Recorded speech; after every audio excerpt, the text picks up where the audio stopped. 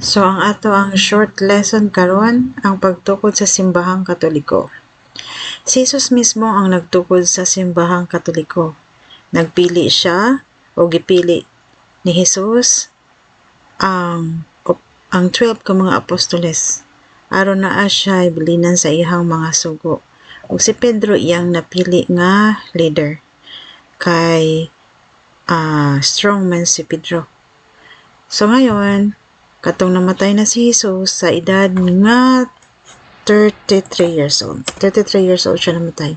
Buot pasabot sa tuig nga 33. Nga 33.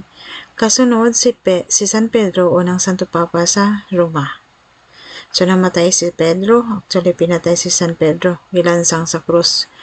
Pabaliktad kay ingon siya, request na niya nga di siya angay pariha kay Jesus nga gilansang nga nakatindog kay iya man gilimod sa katulo si Jesus, di ba? So mo na iya request. So karon atong tan-awon ang mga kasunod ni Santo Padre ni Pedro. So ang kasunod, number 2, pangalawang Pope ay si Pope Linus. Pangatlo, Anacletus. Fourth, Saint Clement. Katong nag-aral pa ako ng religious education, pinamemorize sa amuan kinahanglan na mo i-memorize. Tapos na ay kung makakita mo din hinga majority saint ang nakalagay. Oh, by the way, kaning mga numero na asa right mo ni tuig sa ilahang pag-serve diri sa kalibutan. O daghang nga kuan din daghang nagantos.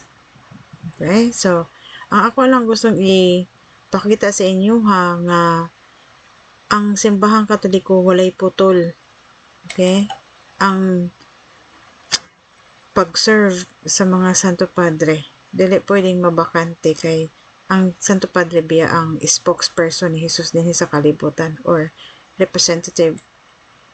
Okay, although naatay mga representative kaning atong mga pare, pero siya ang kabuuan sa tibuok kalibutan.